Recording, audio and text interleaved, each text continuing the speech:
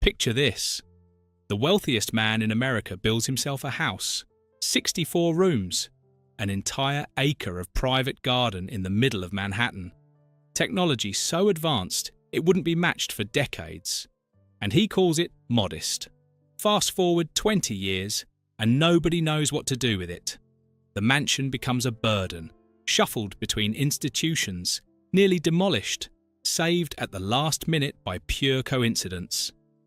This is the story of how Andrew Carnegie's dream home went from steel palace to white elephant, and how close we came to losing one of New York's grandest mansions forever.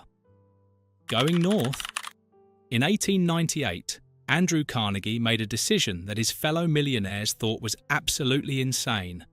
The man who controlled America's steel industry, who could afford to live anywhere in New York City, decided to buy property at 91st Street and 5th Avenue. To understand just how crazy this was, you need to know that fashionable New York in 1898 clustered around the 50s and 60s. The other robber barons were building their French chateaux and Italian palazzos downtown, competing to see who could build the most ostentatious palace.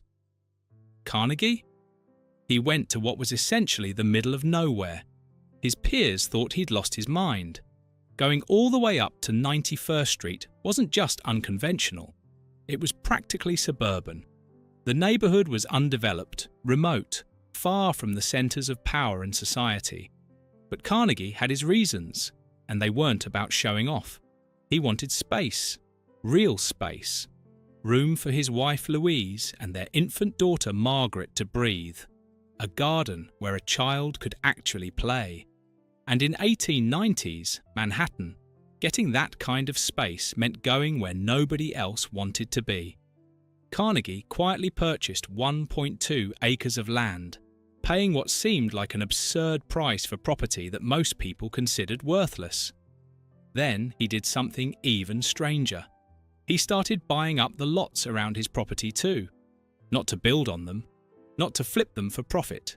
He bought them so he could control exactly who his neighbours would be. Carnegie was creating his own neighbourhood from scratch, handpicking who would be allowed to live near him. He'd resell the parcels, but only to people who agreed to build mansions that met his standards.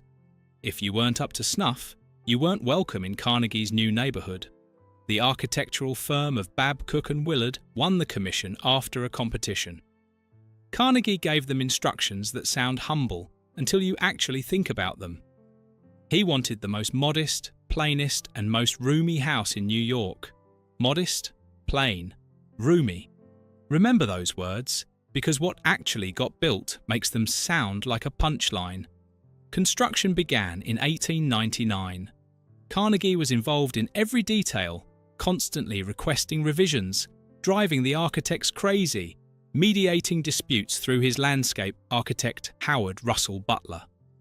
Louise Carnegie took charge of many design decisions, adding a winter garden, a playroom, a nursery for Margaret.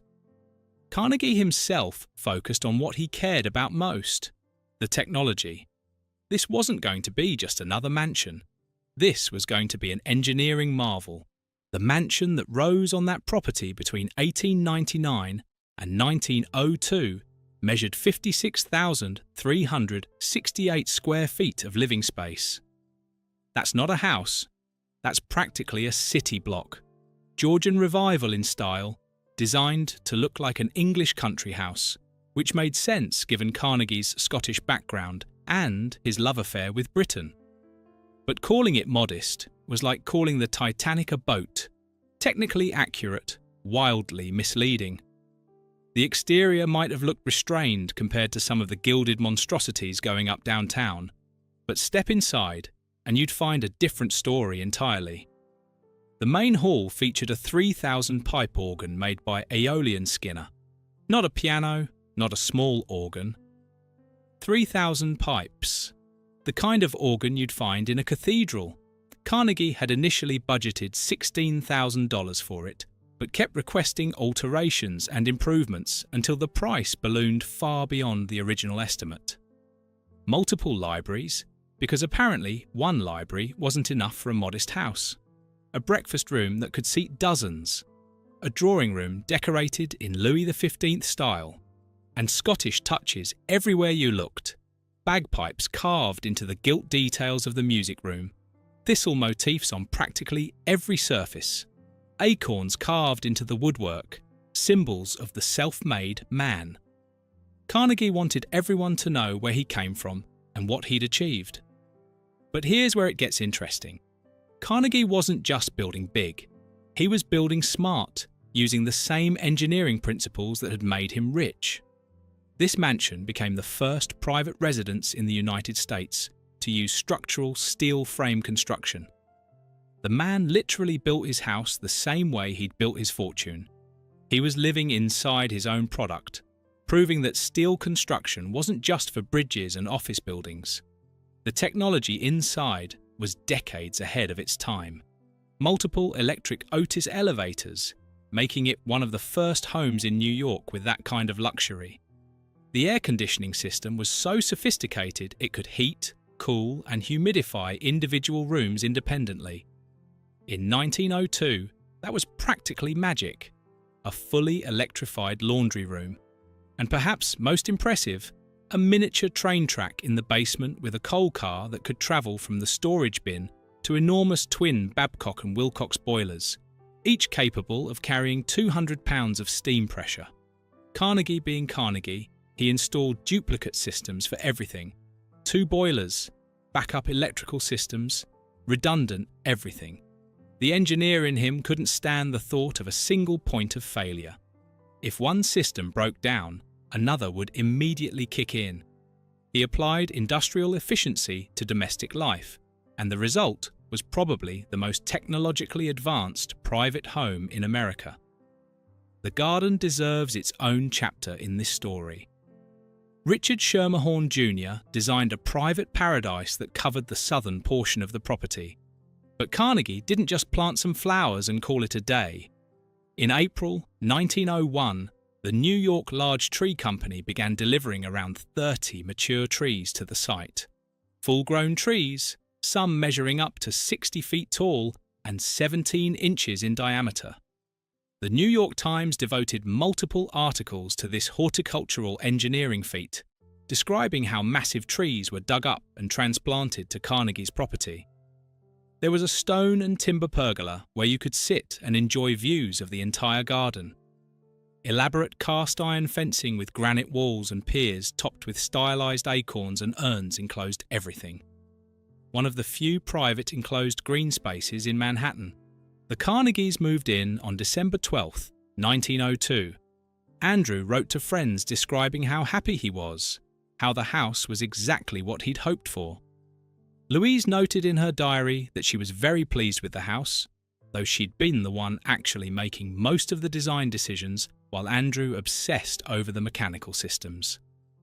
Their daughter Margaret, just 5 years old, would grow up in these grand rooms, playing in a garden that most Manhattan children could only dream of. But what Carnegie didn't realise was that he'd just validated a neighbourhood. Other industrial titans watched where he built and followed him north. Thomas F. Ryan constructed a mansion nearby. James B. A. Haggin did the same. William B. Leeds, Daniel G. Reed, all the big names. Henry Clay Frick, Carnegie's former business partner, turned bitter rival, built his own palace specifically to compete with Carnegie's mansion. The two men had fallen out spectacularly over the Homestead Strike of 1892, and their rivalry extended to their architectural ambitions. Frick wanted to make sure his house was just as impressive, just as grand, a constant reminder that he was Carnegie's equal. The New York World wrote in 1912 that Andrew Carnegie's palace marked the northern boundary of fashion's realm. Carnegie had single-handedly pushed that boundary upward by 40 blocks. The area became known as Carnegie Hill, a name it still carries today. Property values in the neighborhood exploded.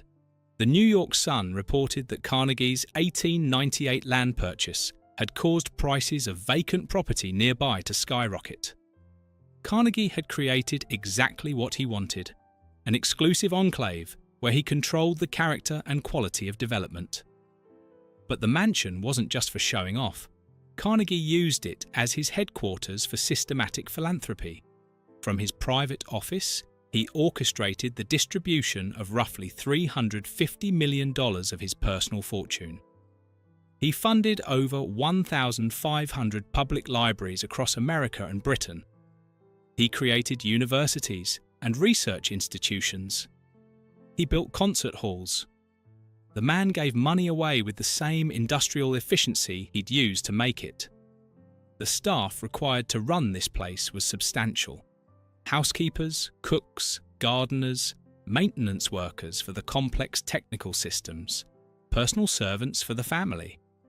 One particularly dedicated employee, Martha Clark, was born in Dundee, Scotland, and started working for the Carnegies at their Skibo Castle when she was 16, around 1911.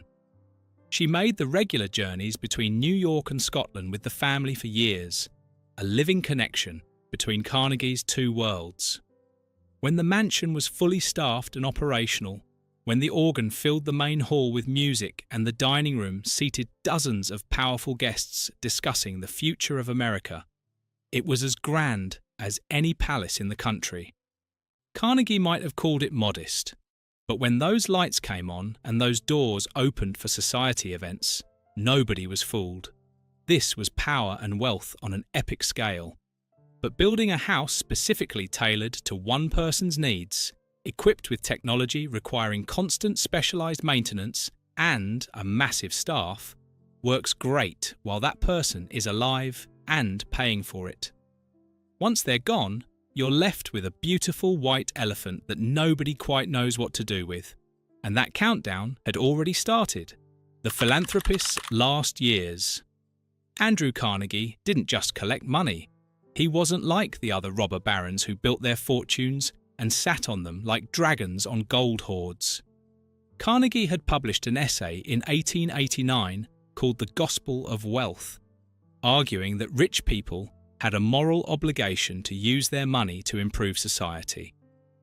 The wealthy were merely temporary trustees of their wealth, he believed, holding it briefly to distribute for the public good. And he meant it.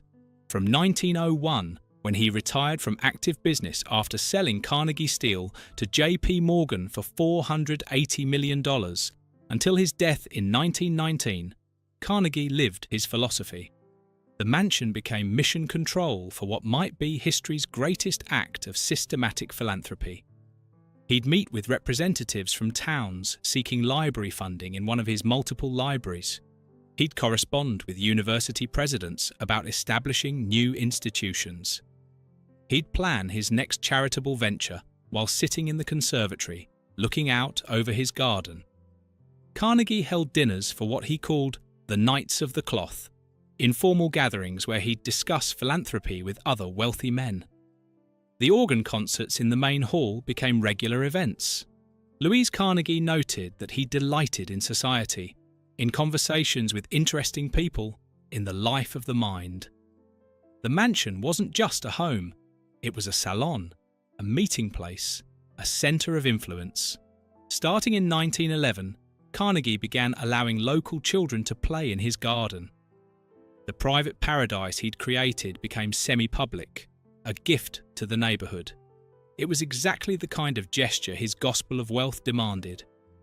What good was a beautiful garden if only one family enjoyed it? But the world was changing in ways that threatened everything Carnegie had worked for.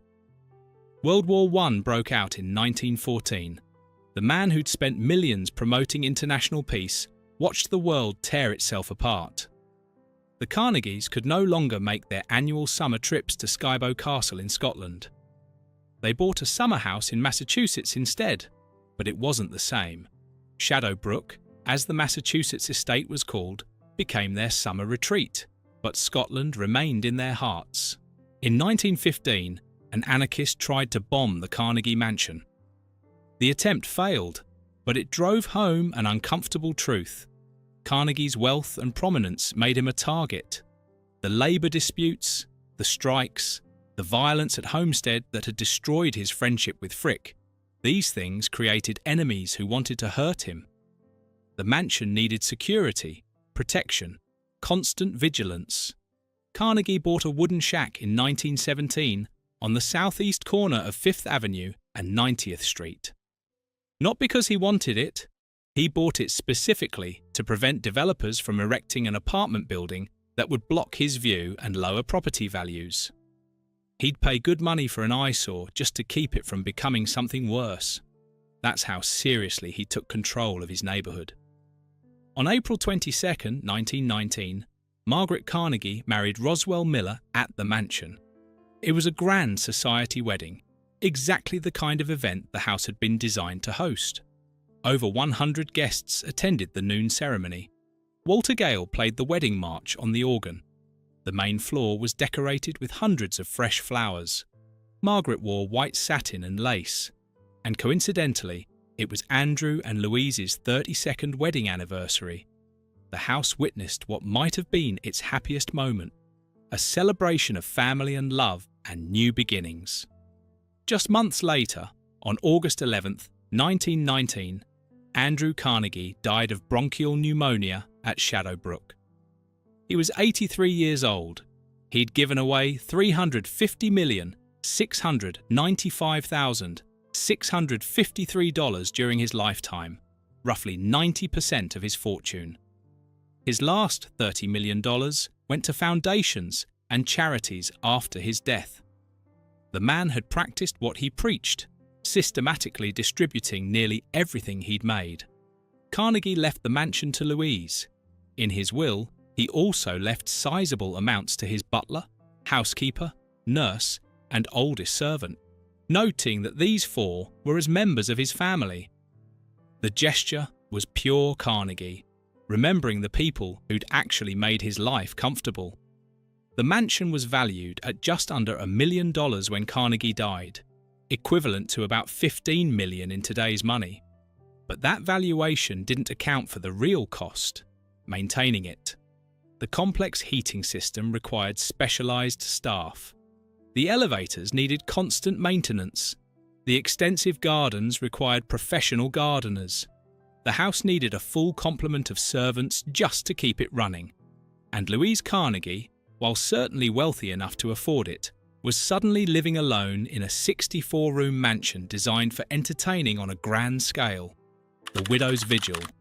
Louise Carnegie kept the mansion exactly as her husband had left it. For 27 years after Andrew's death, she lived in that enormous house, maintaining it as a shrine to his memory. The organ that Andrew had loved continued to fill the main hall with music until 1946, when Louise died. She held organ concerts, inviting musicians to play for audiences just as Andrew had done.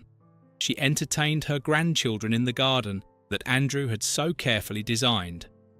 She hosted occasional benefits and social events, keeping up the traditions her husband had established. In the early 1920s, the mansion was physically connected to the townhouse at 9 East 91st Street. Margaret and her husband, Roswell Miller, lived there with their growing family starting in 1920.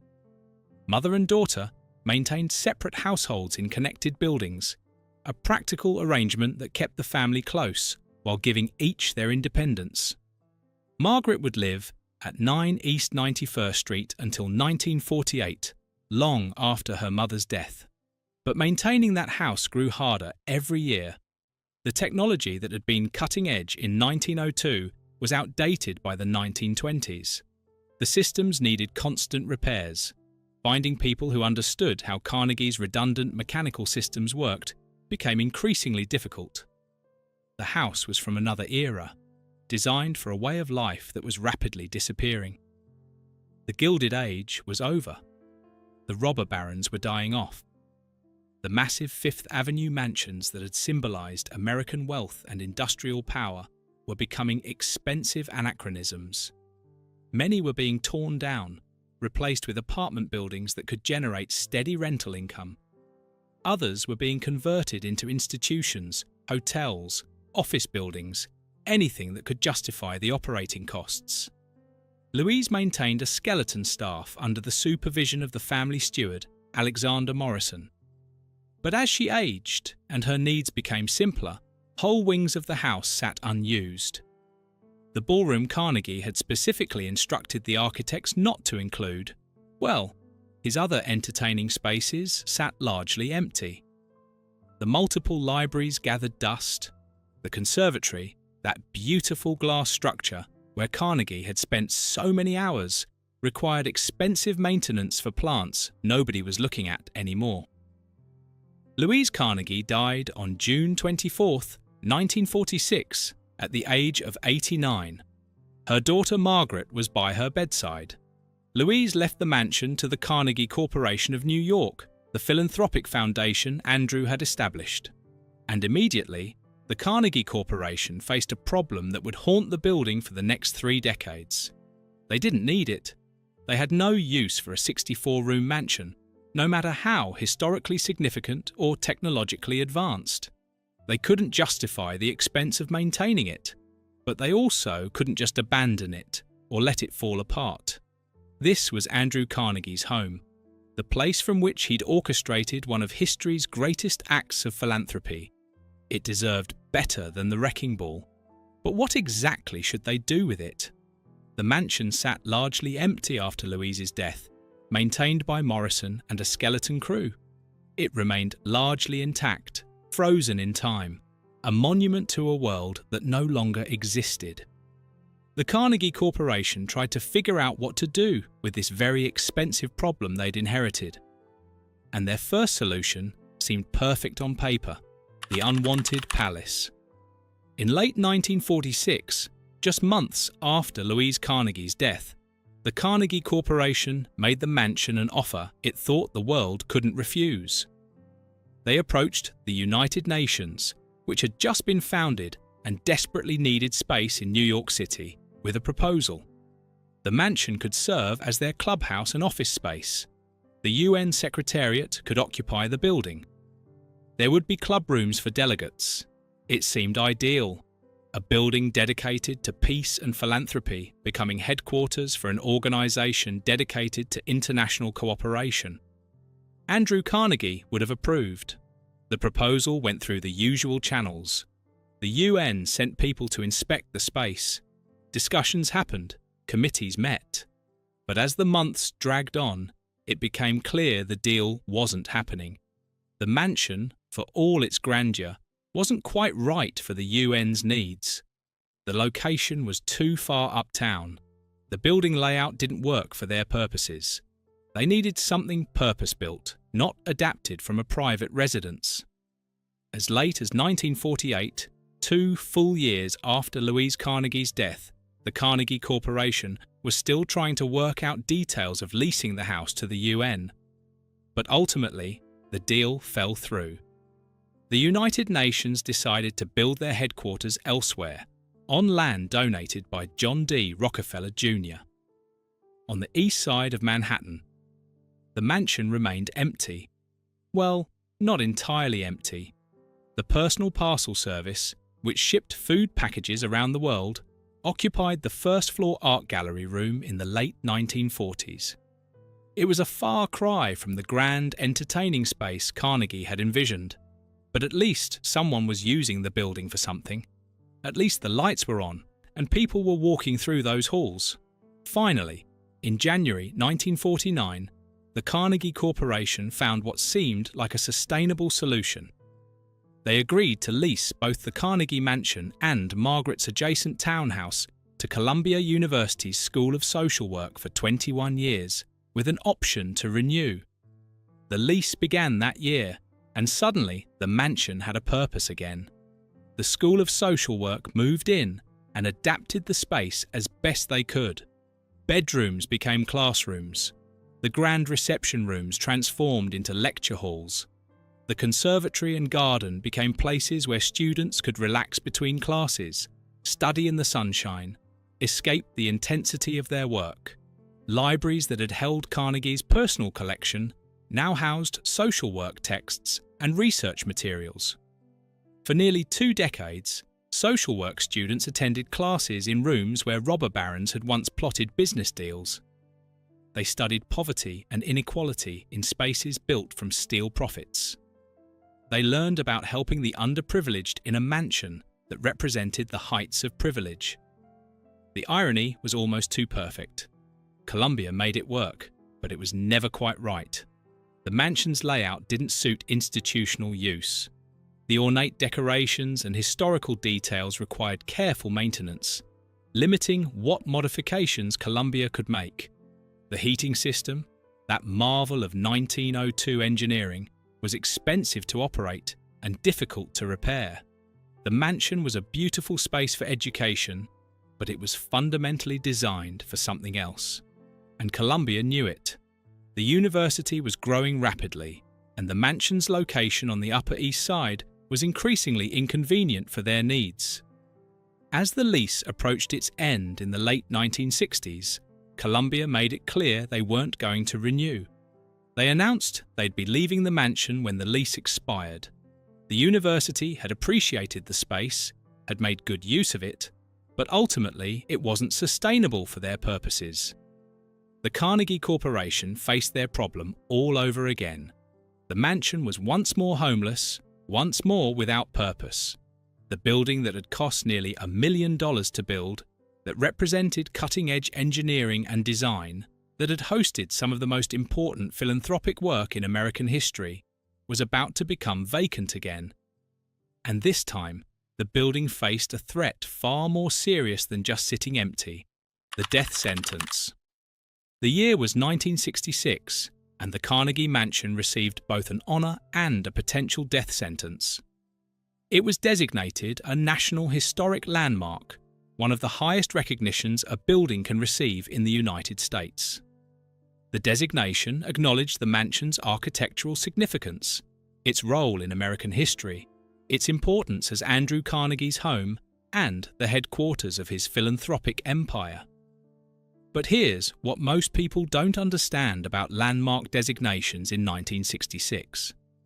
They were basically fancy certificates that said, "This building is important," without actually protecting the building from anything.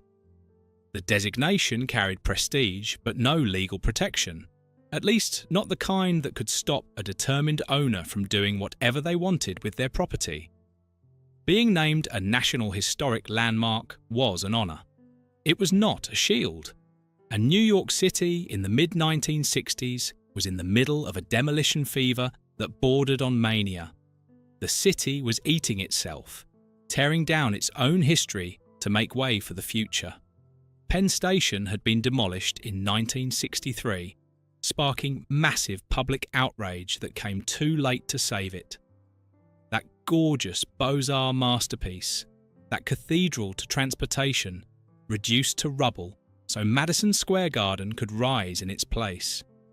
The loss of Penn Station woke New Yorkers up to what they were losing, but the wrecking balls kept swinging. Grand old hotels were falling. Mansions that had seemed like permanent fixtures of the cityscape were making way for apartment towers and office buildings.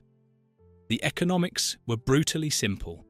An entire city block occupied by one old building, even a historically significant one, could instead house dozens or hundreds of luxury apartments generating ongoing rental income. From a pure financial standpoint, keeping these old mansions made no sense at all. The Carnegie Mansion was in real danger. Columbia University was leaving. The Carnegie Corporation didn't want to maintain it themselves. The building was expensive to operate, technically complex, designed for a way of life that no longer existed.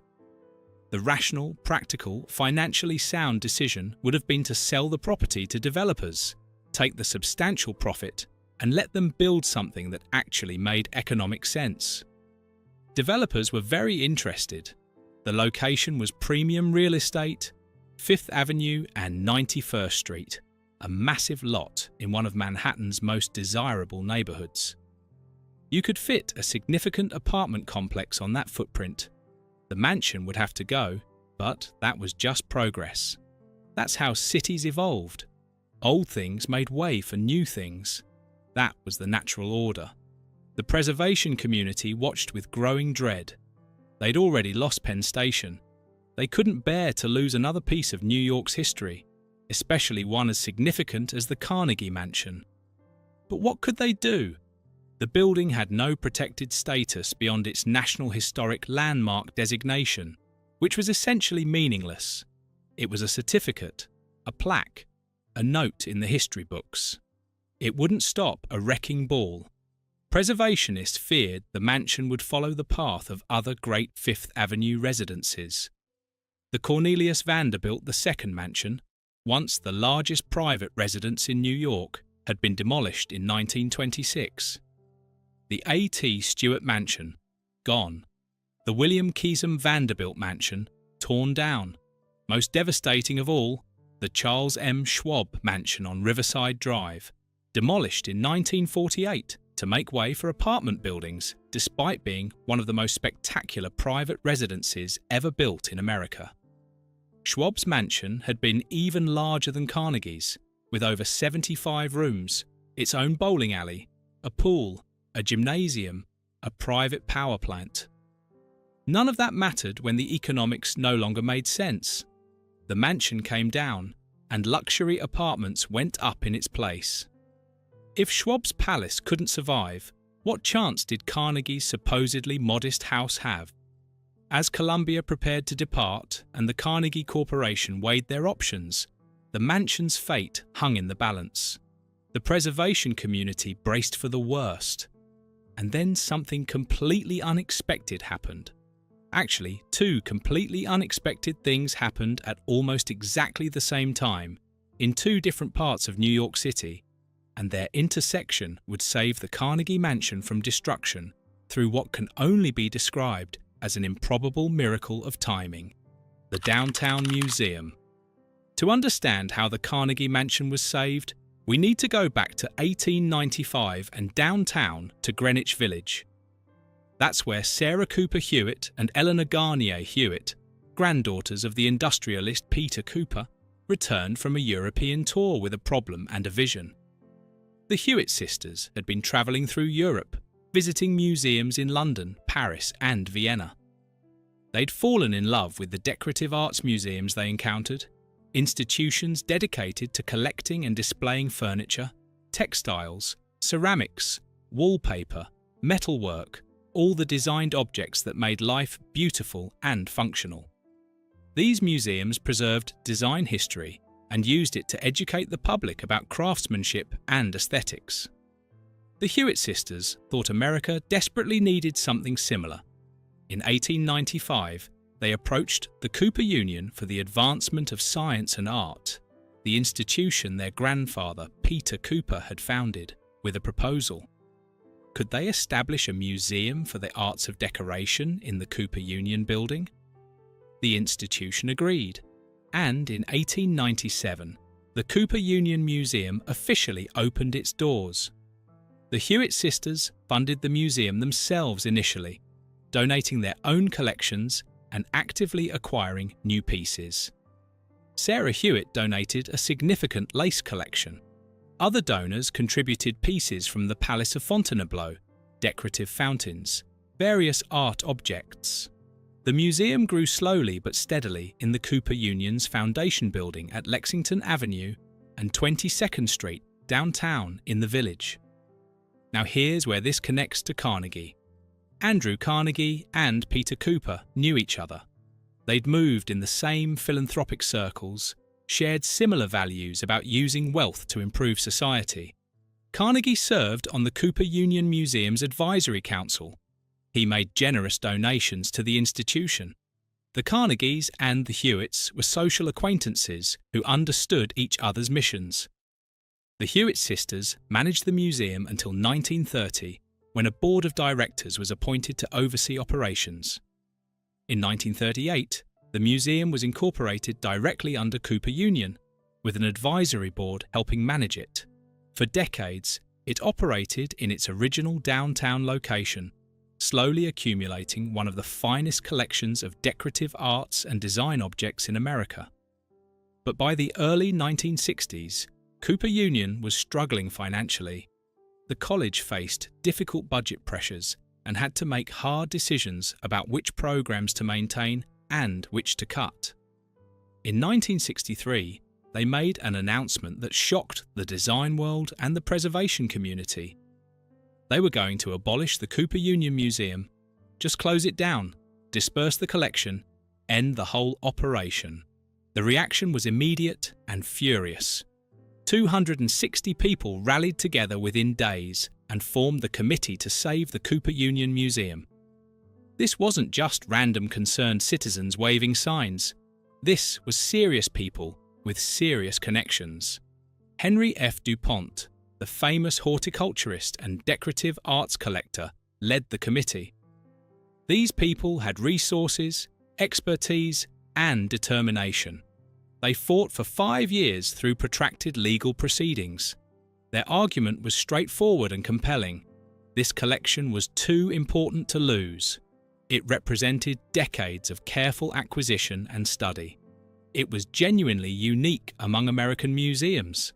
Allowing it to be dispersed or destroyed would be an act of cultural vandalism that the city would regret forever. At the same time this battle was raging, the Smithsonian Institution in Washington was looking to expand beyond its traditional boundaries. The Smithsonian had always been concentrated in Washington, but they were interested in establishing a presence in New York City. And they were particularly interested in design, an area where they didn't have strong coverage in their existing museums. In 1967, the Smithsonian and Cooper Union reached an agreement that satisfied everyone. The Smithsonian would take over the Cooper Union Museum's collection and ensure its survival.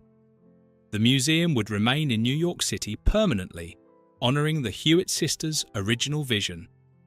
And it would become part of the Smithsonian family of museums, gaining stability and resources it had never had before. On October 9, 1967, Smithsonian Secretary S. Dillon Ripley and Daniel Magin, chair of Cooper Union's Board of Trustees, signed the agreement. The museum was officially transferred to the Smithsonian on July 1, 1968, becoming the Cooper Hewitt Museum of Design. It was the first Smithsonian museum located outside of Washington, a significant expansion of the institution's reach. But the Smithsonian had inherited a serious problem along with this valuable collection. The Cooper Union space was tiny, nowhere near adequate for the collection, let alone room for growth or proper exhibitions. The Smithsonian needed to find a new home for their newest acquisition. They needed something in New York City, something substantial, something with the kind of space and gravitas appropriate for a Smithsonian museum. They needed a mansion, a big one, with gallery space and gardens and historical significance.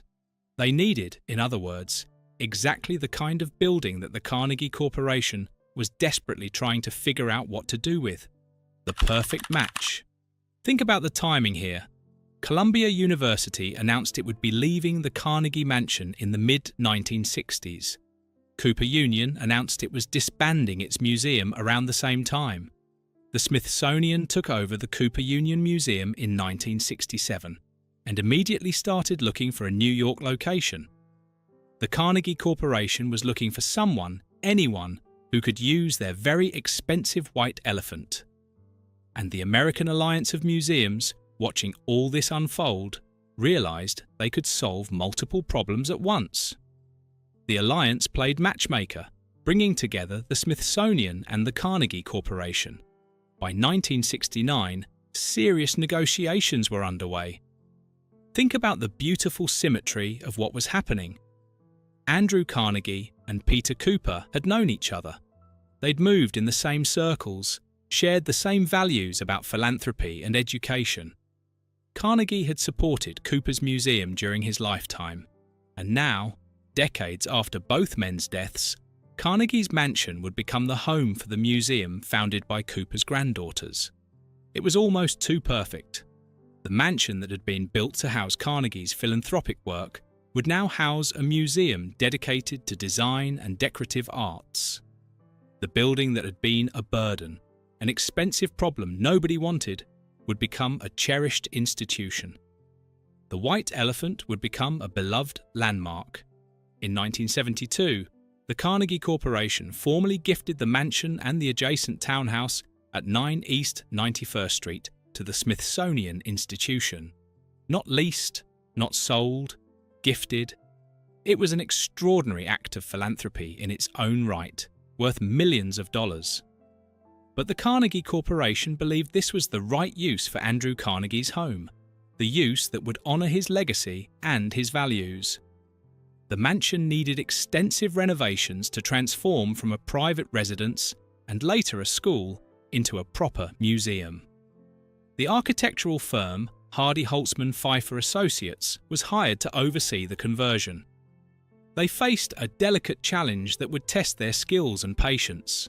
They had to modernise the building for museum use while preserving its historical character and architectural significance. Too much modernisation would destroy what made the building special. Too little would leave it unsuitable for its new purpose. The work took 4 years and required careful planning.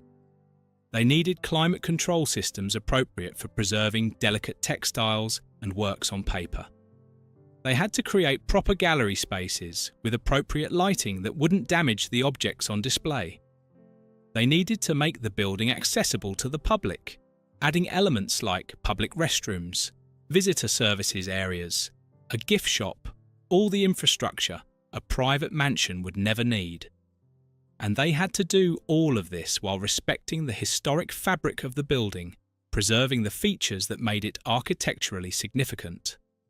The oak panelling in the main hall had to be preserved. The stained glass attributed to Louis Comfort Tiffany had to be protected.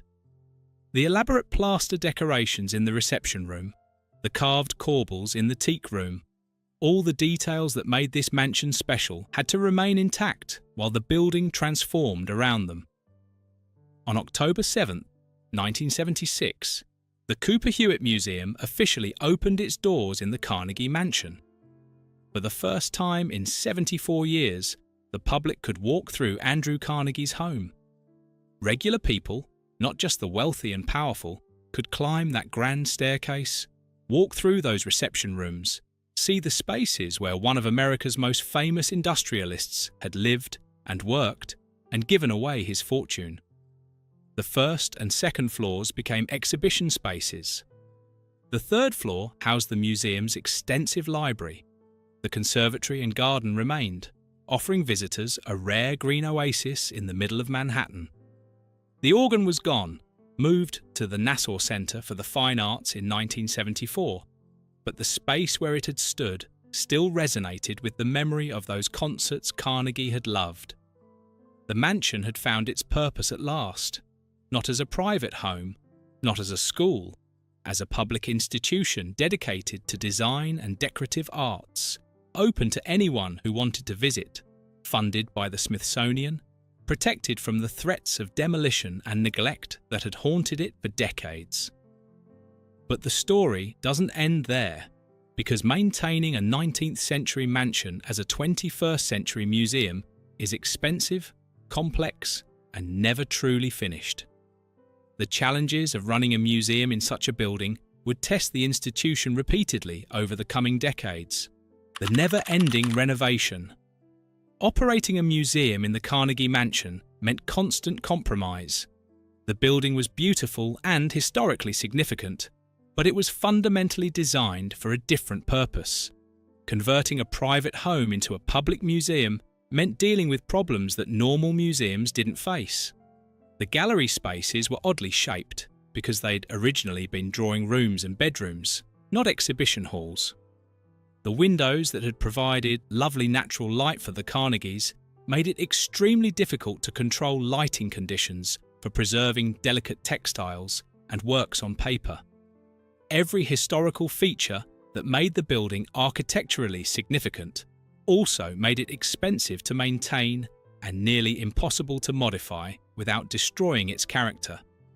The museum acquired the townhouse at 11 East 91st Street in 1989, giving them additional space. But it was becoming increasingly clear that more significant work would be needed. The building systems that had been cutting edge in 1902 were now nearly a century old and failing.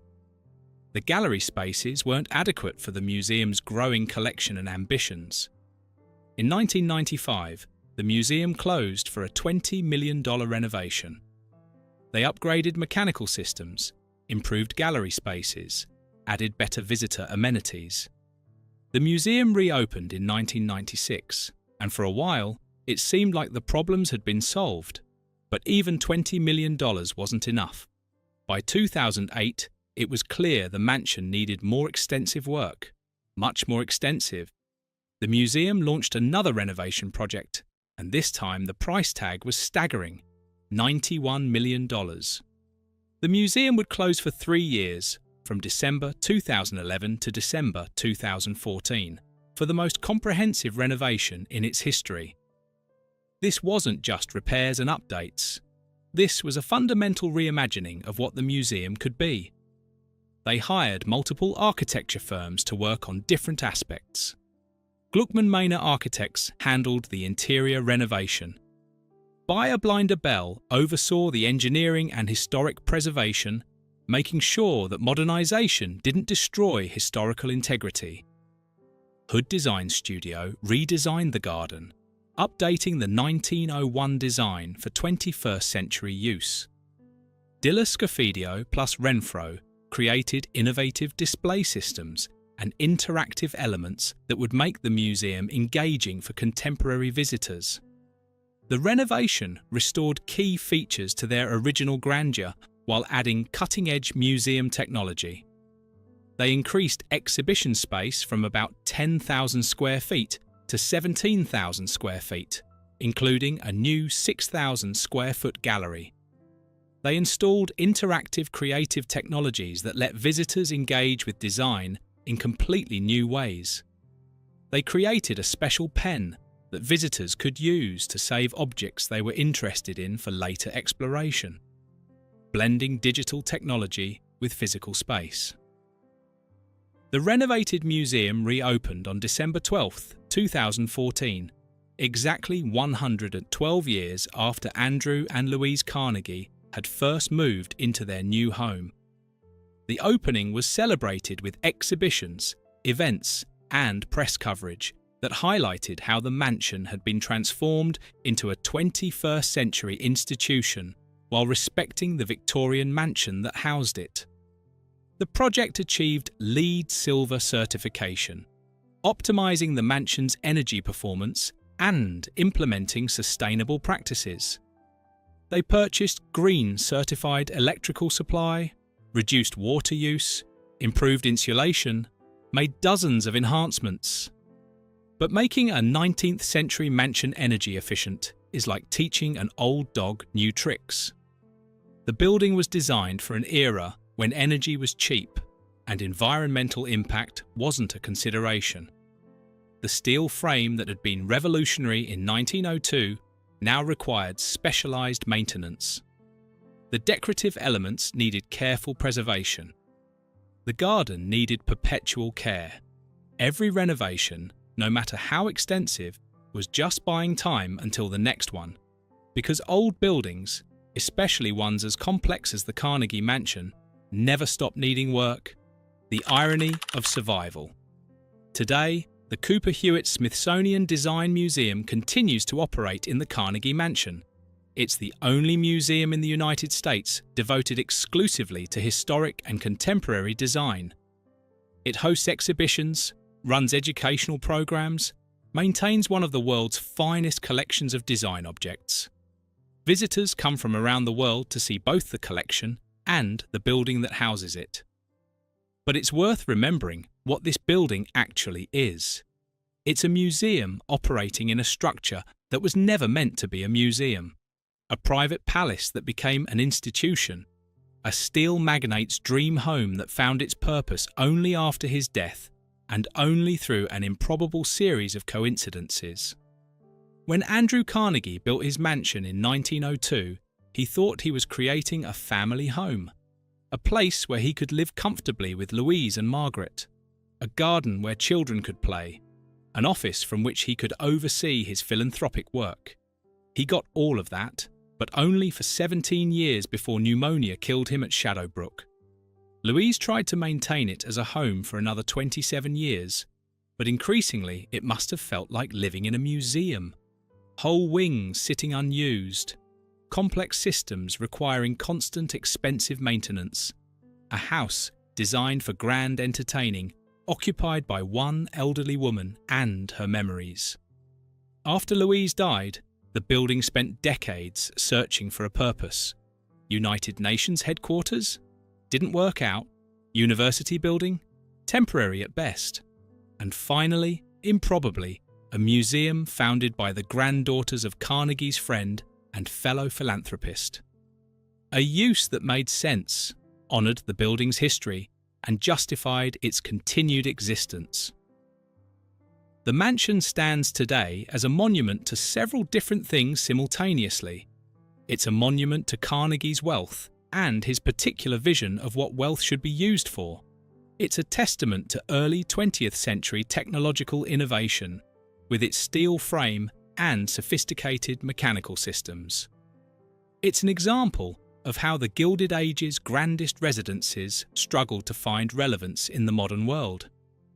But more than anything, it's a reminder that buildings have lives beyond their creators' intentions. Carnegie built a home. It became a school. Then it became a museum. Each transformation required compromise, adaptation, enormous expense, and each transformation represented someone deciding that this building, this particular collection of steel and stone and gardens, was worth saving. Not all of Carnegie's fellow robber barons were so lucky. The Vanderbilt mansions, demolished. The Stuart mansion, gone. The Schwab Palace, reduced to rubble. One by one, the grand palaces of Fifth Avenue's Millionaires' Row fell to the wrecking ball, replaced by apartment buildings that generated income rather than draining resources. The Carnegie Mansion survived, but not because it was inherently more worthy or beautiful than those others.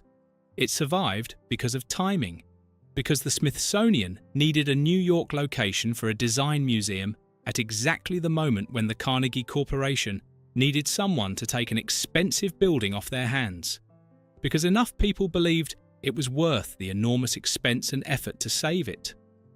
There's irony in the fact that Carnegie's mansion now houses a museum dedicated to design. Carnegie wasn't particularly interested in design for design's sake. He wanted functionality, efficiency, the latest technology. His mansion was innovative not because of its aesthetics, but because of its engineering. The steel frame, the elevators, the climate control systems, these were what excited Carnegie, not the Louis XV drawing room or the carved Scottish thistles. Yet, somehow, it's fitting. The Cooper Hewitt's mission to advance public understanding of design across centuries of human creativity aligns with Carnegie's own philosophy about wealth and education. He believed the rich should use their resources to benefit society, to educate, to elevate. And that's exactly what his mansion does now, just not in the way he ever imagined. The garden still exists, though it's been redesigned multiple times. The steel frame still stands, though it requires constant, expensive maintenance. The grand staircase still welcomes visitors, though now they're museum guests instead of dinner party attendees. The building continues its work, just different work than Carnegie envisioned. That might be the real lesson of the Carnegie Mansion. Buildings designed for one purpose often end up serving entirely different ones. The key to survival isn't being perfect for your original use. It's being adaptable enough to find new uses when the old ones become obsolete, and being valuable enough that people keep investing in your preservation. Carnegie wanted the most modest, plainest, and most roomy house in New York. He got a technological marvel that was too expensive for anyone to maintain as a private home after his death. But it found a second life, a third life, as many lives as it needed to justify its continued existence. The mansion sits on Fifth Avenue today, still anchoring Carnegie Hill, still maintaining its garden, still welcoming visitors. But they're visitors to a museum, not guests to a private home. They come to learn about design, not to dine with robber barons. They walk through spaces carefully preserved and climate-controlled, not rooms actively lived in. The Carnegie Mansion is a survivor. It survived Andrew Carnegie's death, Louise Carnegie's decades of widowhood, institutional neglect, Columbia University's departure, the very real threat of demolition, and multiple expensive transformations. It survived by being valuable enough to save and adaptable enough to serve new purposes. But it's also a cautionary tale. Carnegie built a house so specific to his needs, so technologically complex, and so expensive to maintain that within decades of his death, nobody knew what to do with it. If not for a series of fortunate coincidences, if the timing had been slightly different, if the Smithsonian hadn't needed a New York location exactly when Columbia left, the mansion almost certainly would have been demolished. The Steel Palace found its purpose, but it took half a century and multiple near misses with the wrecking ball to get there. It only survived because enough people decided it was worth the enormous expense and effort to save it. That's both its triumph and its tragedy. The downfall of the Carnegie Mansion wasn't physical demolition. It was obsolescence, irrelevance, being a magnificent building that nobody needed for decades. The downfall was being too grand for a private home, but not quite right for anything else. Too expensive to maintain, but too important to destroy. Too specific to Carnegie's vision, but adaptable enough to eventually find a new purpose. Until, improbably, impossibly, it did. And now it stands as one of New York's great museums, hosting visitors who marvel at both the collection inside and the building that contains it. A steel palace that finally found its purpose, even if it took 74 years and a series of fortunate coincidences to get there. If you enjoyed this video, please like and subscribe to our channel so you never miss out on more fascinating stories. There's a corner of Fifth Avenue where a French Renaissance palace once stood. 1,200 guests could fit in its ballroom. Crystal chandeliers hung 4 stories high. The woman who ruled New York society for 40 years received visitors beneath her own portrait, welcoming those who'd waited their entire lives for an invitation. Today, a synagogue sits there. The mansion is gone. The woman who built it, gone.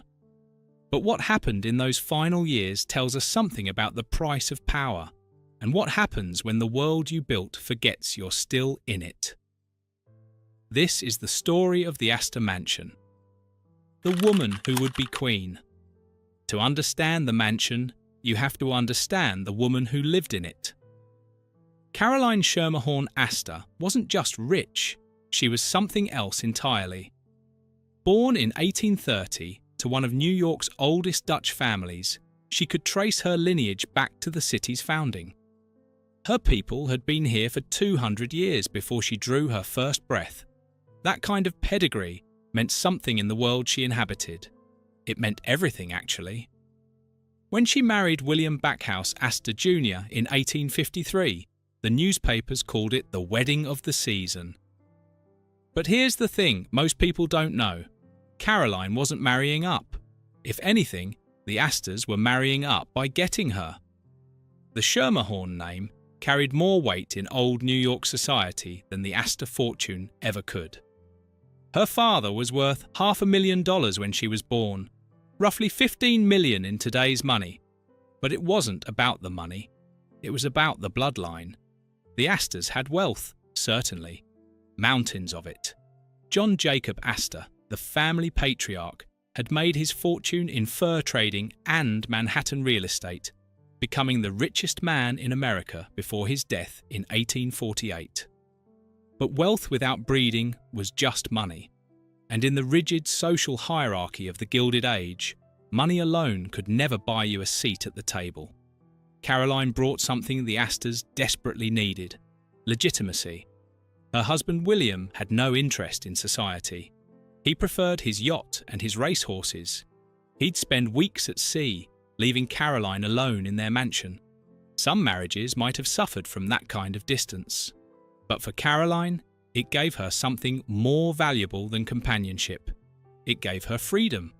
She started small, dinner parties, intimate gatherings, learning the rhythms of New York society, understanding who mattered and who didn't. She had her own inheritance from her parents, which meant she wasn't dependent on William's approval or his money. That independence was rare for a woman in the 1860s. It allowed her to build something that was entirely hers. In 1862, they built a 4-story brownstone at 350 Fifth Avenue on the corner of 34th Street. The neighborhood was the most fashionable in the city, a far cry from the bustling commercial districts that were creeping up from downtown. This was where old money lived, where the streets were wide and tree-lined, where carriages rolled past at a leisurely pace, and the noise of the modern city felt like it belonged to another world entirely. Her husband's brother, John Jacob Astor III, lived right next door. The two families shared a garden between their homes. On paper, it should have been perfect. Two branches of the same family living side by side, sharing the same rarefied air of New York's upper crust. It should have been cozy, familial, warm. It wasn't. Caroline and her sister-in-law Charlotte couldn't stand each other. The reasons were never made entirely clear, but in families like theirs, reasons were rarely necessary. A slight here, a perceived insult there, a difference in taste or temperament. Whatever sparked the animosity, it burned for decades. They lived 30 feet apart for 28 years and barely spoke. Their children grew up as neighbours, but not quite as cousins. The garden they shared became a kind of no man's land, carefully neutral territory between two hostile camps. The mansion itself was surprisingly modest for a family of such wealth. Plain, some called it. The exterior was unremarkable brownstone, the kind you'd see up and down Fifth Avenue, 50 feet wide, 107 feet deep, 4 stories tall, Nova Scotia freestone for the window dressings and architraves, Corinthian columns, a double stoop leading to the entrance. It had an imposing air, certainly, but nothing that would make you stop and stare. But inside was a different story entirely. Caroline had turned the interior into a shrine to European elegance. Every room was carefully designed, meticulously furnished. The kind of place where you didn't just live, you performed. Every dinner was a production. Every reception was staged with the precision of theatre. The lighting had to be perfect. The flowers had to be exactly right. The servants had to move like ghosts, present but invisible.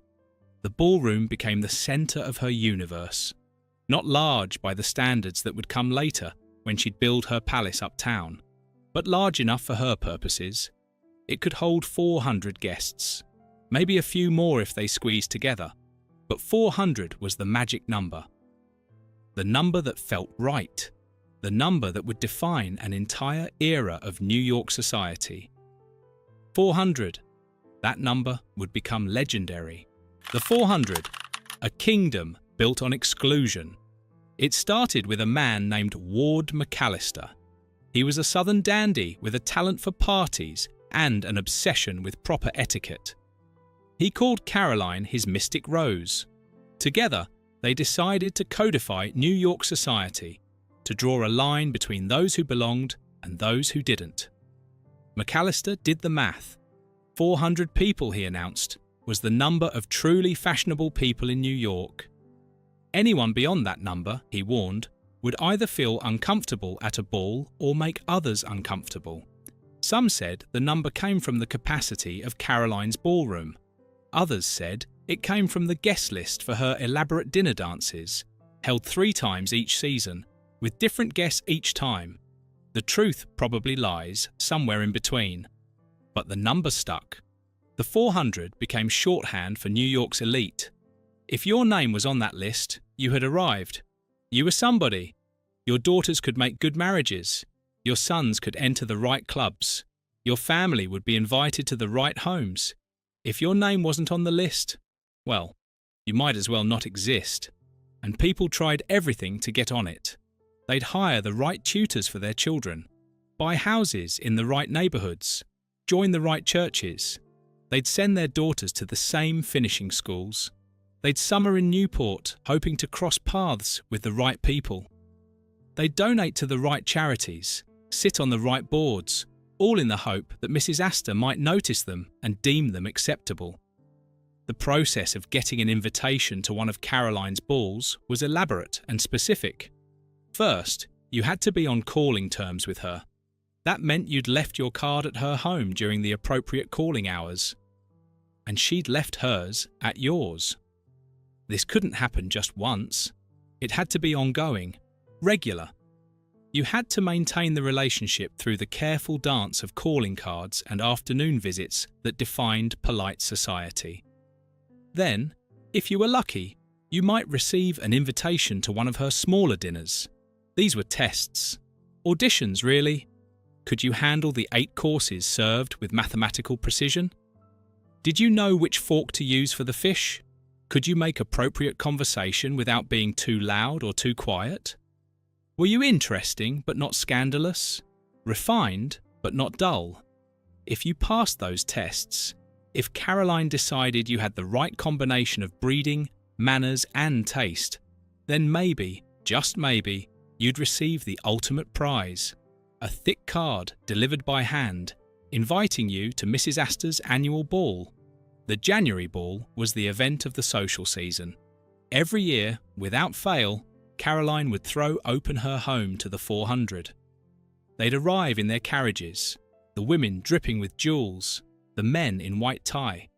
They'd climb those double steps to her door and step into a world of such carefully calibrated elegance that it took your breath away. The house would be blazing with light. Thousands of candles later, and then electric lights as technology caught up with wealth. The scent of flowers everywhere, orchids and roses and lilies, arranged with such precision that they looked almost artificial. The sound of music drifting from the ballroom, where an orchestra played waltzes and quadrilles.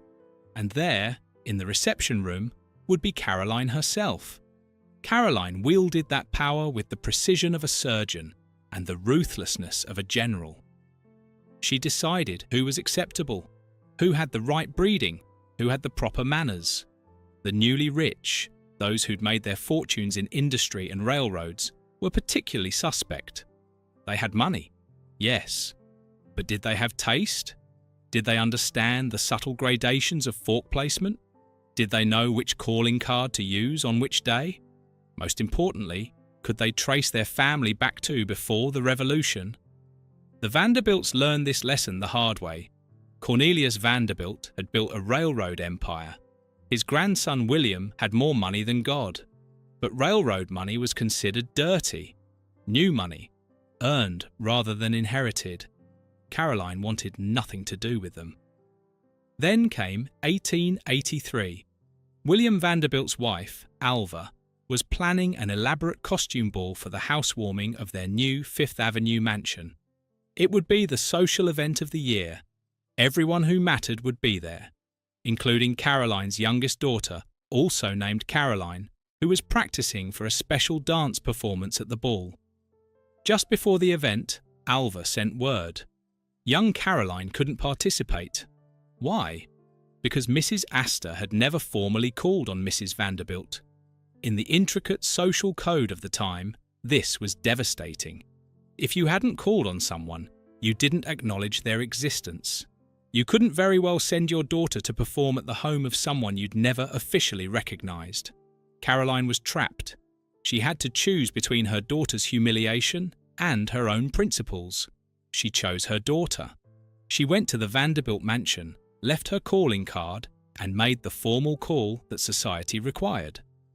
The Vanderbilts were in. The walls of old money had been breached. Later, Caroline would admit that the time had come for the Vanderbilts. But the truth was more complicated. The world was changing, and Caroline's grip on it was starting to slip. The feud that built a hotel. The real threat to Caroline's power wasn't coming from outside her circle. It was coming from inside her own family. Her husband's brother, John Jacob Astor III, lived next door, remember? But it was his wife, Charlotte Augusta Gibbs, who was the real problem. Charlotte was older than Caroline. She'd married into the family first, and by the rules of the time, that made her the senior Mrs. Astor, the official Mrs. Astor.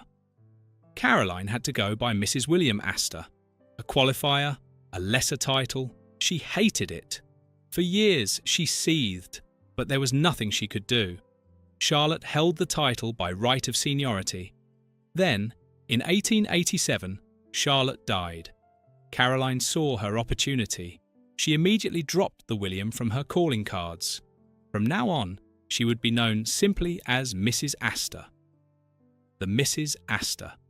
There was only one, and it was her. There was just one problem.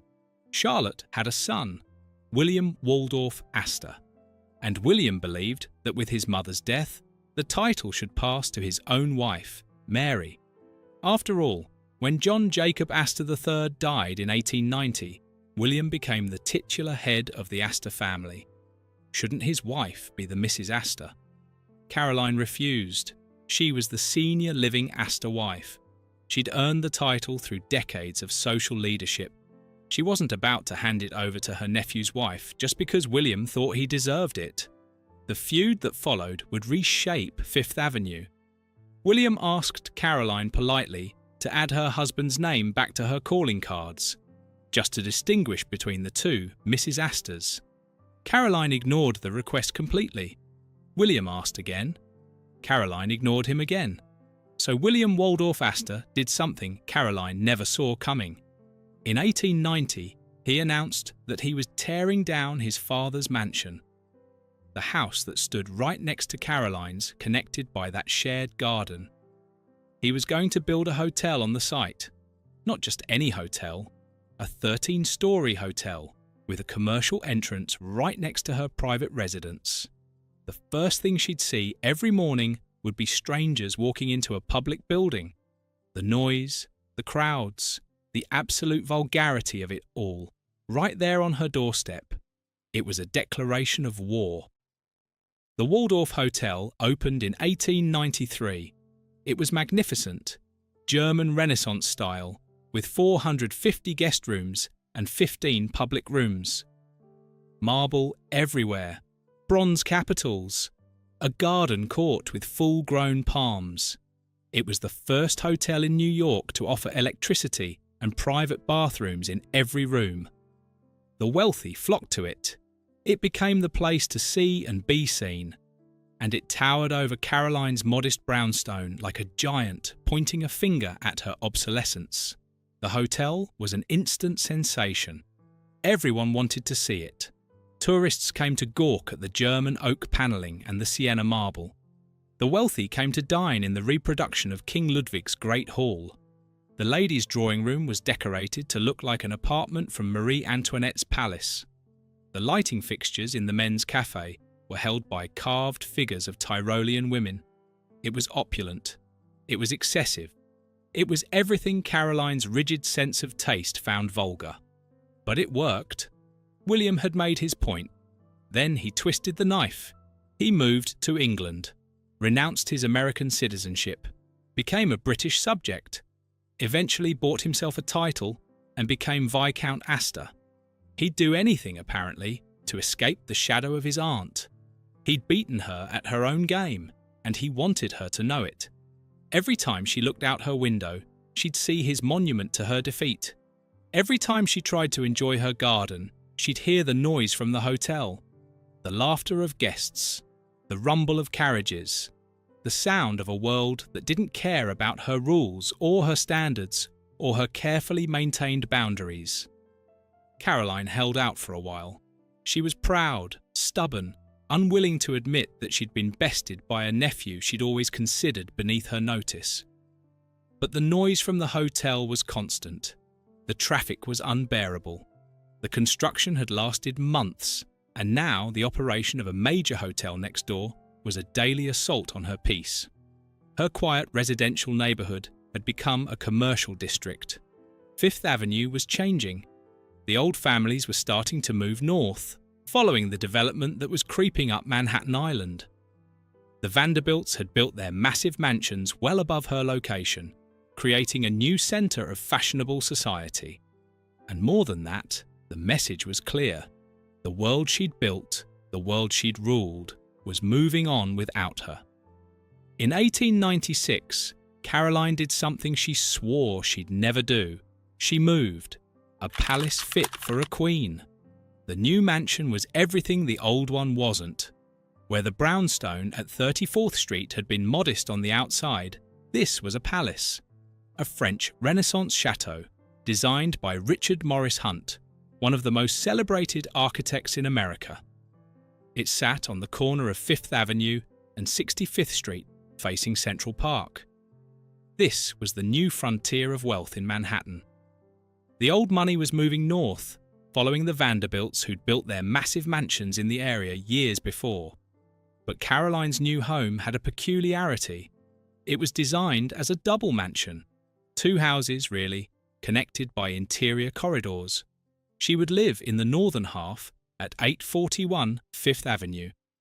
Her son, John Jacob Astor IV, and his family would live in the southern half at 840 5th Avenue. By the time she moved in, Caroline was already in her 60s. Her husband William had died in 1892. Her reign as the Queen of New York society was entering its final phase. But this new mansion would be her last grand statement. Her final proof that she was still the Mrs. Astor. The entrance took your breath away. A domed vestibule opened into a hall lined with busts of Astor ancestors. Marble faces staring down at you, reminding you whose house you'd entered. These weren't just decorations. They were a genealogy carved in stone, a family tree that stretched back through generations of wealth and power. From there, you'd enter the great marble hall. This wasn't like the modest entrance of the brownstone. This was designed to overwhelm, to make you understand immediately that you were somewhere special. The marble came from Italy. The workmanship was flawless, and rising up through the centre of the space was a massive cantilevered staircase, seemingly defying gravity as it curved upward through the floors. An Adams-style reception room waited beyond the hall. Delicate plasterwork, refined proportions, every detail calculated to suggest taste and restraint, even in the midst of all this grandeur. This was where Caroline would receive her guests on formal occasions. She'd stand beneath her portrait by Carolus Duran, the same portrait that had hung in the brownstone, relocated to this new palace to maintain continuity. The portrait showed her in her prime, wearing black, as she almost always did in her later years. Dripping with diamonds, the famous Astor diamonds that had become almost as legendary as the woman who wore them. In the painting, she looked regal, untouchable, perfect. It was how she wanted to be remembered. The second floor held her private apartments, a bedroom with its own domed boudoir, a dressing room where her maids would help her into the elaborate gowns and corsets that fashionable women wore, a bathroom fitted with all the modern conveniences that money could buy, guest suites for the most important visitors, closets that stretched for yards, holding gowns that cost more than most people earned in a year. The other floors contained more guest rooms, servants' quarters, storage for the mountains of china and crystal and linens required to run a household of this scale. It took an army to maintain a house like this. Cooks and maids and footmen and butlers. People whose entire lives revolved around keeping the machinery of Mrs. Astor's world running smoothly. But the ballroom was the crown jewel. It ran the entire length of the back of the house, rising 4 stories to the roof. The walls were panelled in satin, hung with her art collection. The floors were herringbone marble, covered with massive oriental rugs.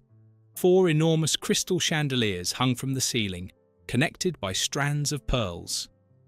At one end stood a marble chimney-piece that reached all the way to the ceiling, decorated with carved male figures holding up a painted panel depicting a gala at Versailles. This ballroom could hold 1,200 people, 3 times the capacity of her old home. The 400 could fit inside with room to spare. Caroline threw herself into this new life with the energy of a woman half her age.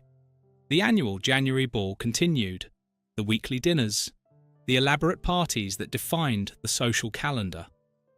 She stood in her reception room, diamonds blazing on her neck and wrists, greeting guests who whispered about the magnificence of it all. But something was different now. The world she'd created was changing faster than she could control it. New faces kept appearing. New money kept pushing its way in. The rules she'd spent 40 years establishing were being bent and broken by a generation that didn't remember why they'd been made in the first place. And then there was her son, the son who broke the rules. John Jacob Astor IV, known as Jack, was nothing like his mother. Where Caroline was rigid and proper, Jack was creative and curious. He'd written a science fiction novel. He'd invented things. He'd served in the Spanish-American War and come back a lieutenant colonel. He loved technology and progress, and all the things Caroline found distasteful about the new century. In 1891, he'd married Ava Willing, a beautiful Philadelphia socialite. They had 2 children together. From the outside, it looked like a perfect match. But those who knew them understood the truth. The marriage was cold. Ava had married him for his money. She made no secret of it, even going so far as to tell people she'd never loved him at all. By 1909, the marriage was over. Jack filed for divorce. In the eyes of Caroline's generation, divorce was scandalous enough. But what Jack did next was unforgivable. He fell in love with an 18-year-old girl named Madeline Force. She was younger than his own son, Vincent. She was from a good family, certainly, but the age difference was staggering. Jack was 47. Madeline was 18. It was the kind of thing that made even the most progressive society matrons clutch their pearls. They married in 1911, in the ballroom of Caroline's Newport mansion. By then, Caroline was too deep in her own decline to stop it. She'd been dealing with increasing confusion for months. Her mind would drift. She'd forget conversations. Sometimes she'd plan elaborate parties that would never happen. The wedding went ahead. The scandal sheets had a field day. High society was divided. Some cut Jack entirely. Others, particularly the newer money crowd, didn't care. But the old guard, Caroline's people, saw it as the final proof that the standards they'd fought to maintain were crumbling. Jack and Madeline fled to Europe to escape the gossip. They travelled to Egypt, to Paris, taking an extended honeymoon while America talked about them behind their backs. By April 1912, Madeline was 5 months pregnant. They decided it was time to come home. Jack booked passage on a new ship, the finest ocean liner ever built, a floating palace that promised to redefine luxury travel. He booked the best suite available and prepared to bring his young bride home to New York. The ship was called Titanic. The night everything changed. You know what happened next. The world knows what happened next. On the night of April 14, 1912, Titanic struck an iceberg in the North Atlantic. The unsinkable ship began to sink. Jack Astor was the richest passenger on board. His net worth was estimated at $87 million. That's nearly $3 billion in today's money. When the order came to evacuate, he could have demanded a seat on any lifeboat he wanted. His money could have bought him passage 100 times over. But the rules of the time were clear. Women and children first. Jack helped Madeline into her warmest clothes. He gave her all her jewellery to wear. Then he walked her to lifeboat number 4 and helped her climb in, along with her maid and her nurse. He asked the officer if he could accompany his wife, mentioning her delicate condition. The officer refused. No men until all the women and children were safe. One survivor described seeing Jack hand Madeline into the boat tenderly, then ask if he could go with her. When permission was denied, he stepped back and lit a cigarette. He called out to her, his voice light and cheerful. He told her goodbye, told her he'd join her later. He never did. Jack was last seen standing on the deck with 3 other men, watching as the lifeboat was lowered away. At 2:20 in the morning, Titanic slipped beneath the waves. Of the 1,517 people who died that night, Jack Astor was one of them. His body was recovered a week later, floating in the frigid water. The watch they found on him had stopped at the moment the ship went down. Madeline survived. 4 months after Jack's death, she gave birth to their son, John Jacob Astor VI. The baby they called Jakey would never know his father. The news of Jack's death devastated New York. He'd been one of their own, scandal or no scandal. The newspapers ran tributes. They called him a hero, a gentleman, a man who'd stood aside so that women and children could live. All the gossip about his marriage to Madeline was forgotten in the wave of grief and national mourning. But Caroline never knew any of it. The Queen's fall from grace. She'd been gone for 4 years by then, and the way she went out tells its own story. By 1906, Caroline's grip on reality was slipping.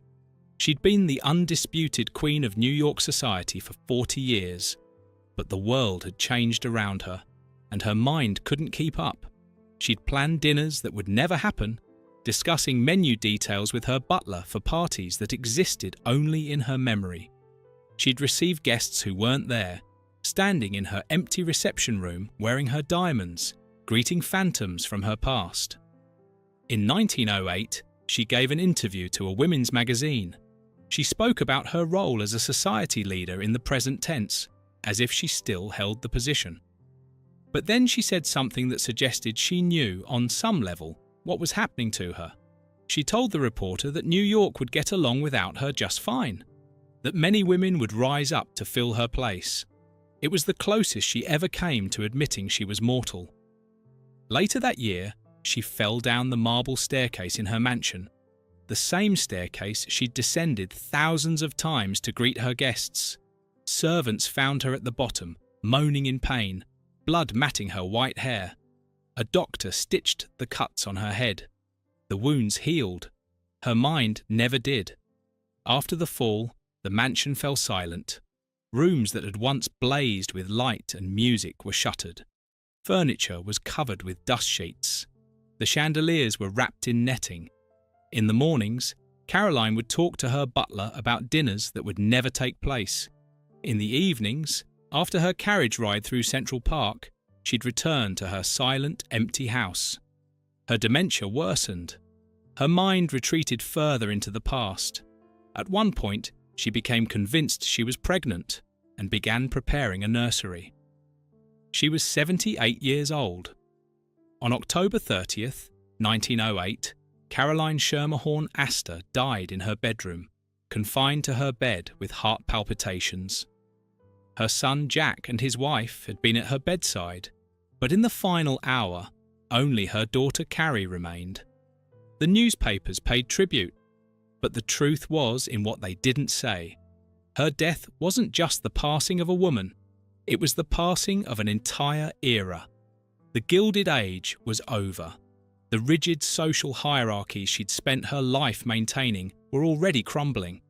Within a generation, they'd be gone completely. Caroline's funeral was held in the Fifth Avenue mansion.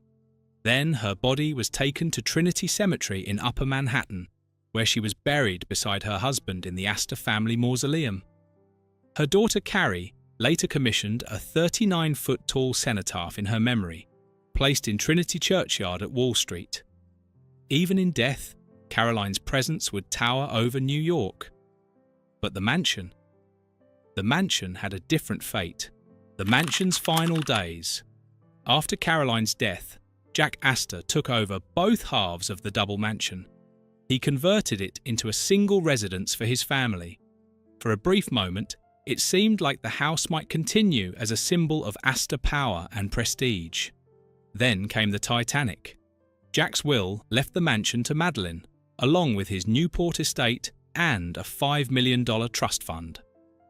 But there was a catch. She could keep everything only if she didn't remarry. The moment she married another man, it would all revert to Jack's son, Vincent. Madeline tried to make it work.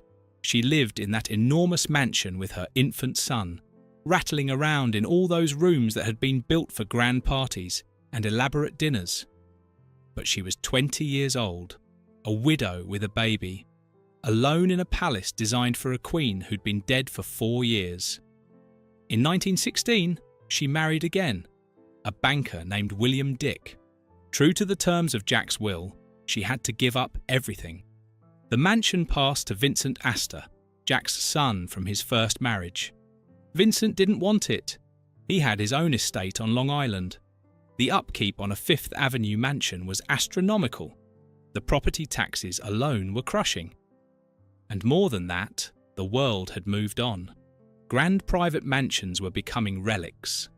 The future was in apartment buildings, in smaller spaces, in a new way of living that didn't require armies of servants and ballrooms that could hold 1,000 people. Before he sold it, Vincent had one request. He wanted his father's bedroom removed from the mansion and reinstalled in his new townhouse on East 81st Street. A tribute to the man who died on the Titanic, a piece of the past to carry into the future. In 1926, 18 years after Caroline's death, the mansion was sold to a real estate developer named Benjamin Winter Sr. Then they tore it down, all of it.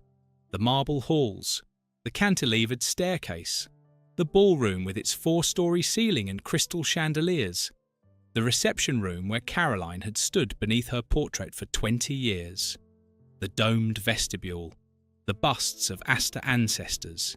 Every piece of marble, every panel of wood, every inch of the palace that Richard Morris Hunt had designed was demolished and carted away. In 1929, Temple Emmanuel was built on the site, a beautiful synagogue that stands there to this day. You can visit it, walk the same ground where Caroline once held court, where 1,200 guests danced in a ballroom that no longer exists, where the woman who ruled New York society for 40 years slowly lost her mind, planning parties for ghosts. There's almost nothing left of the Astor presence on that corner. A few photographs, some floor plans, descriptions in old books. That's all. The mansion exists now only in memory, in stories, in the fading echoes of a world that vanished almost a century ago. The real tragedy. But the tragedy of the Astor Mansion isn't really about the building. It's about what it represented and what happened to that representation. Caroline Astor built an empire of etiquette and exclusion. She created rules, drew boundaries, established hierarchies. For 40 years, she was the gatekeeper of New York society. An invitation from her could make or break a family's social standing. Her approval was more valuable than money. And then, piece by piece, it all fell apart. Her nephew humiliated her by building a hotel next door, forcing her to abandon her first mansion. Her son scandalized society with a divorce and a marriage to a teenager. Her daughter-in-law had to give up everything Caroline had built because of a clause in a will. Her grandson didn't want the palace she'd created and sold it to be demolished. The 400 scattered. The rigid social rules she'd established were abandoned. The families she'd admitted to her circle lost their fortunes in the Depression or squandered them over generations. The newer families she'd fought so hard to keep out became the new establishment. Everything she'd built to last forever crumbled within 20 years of her death. Even the building itself, that French Renaissance palace that was supposed to be her final grand statement, survived less than 2 decades before the wrecking ball came.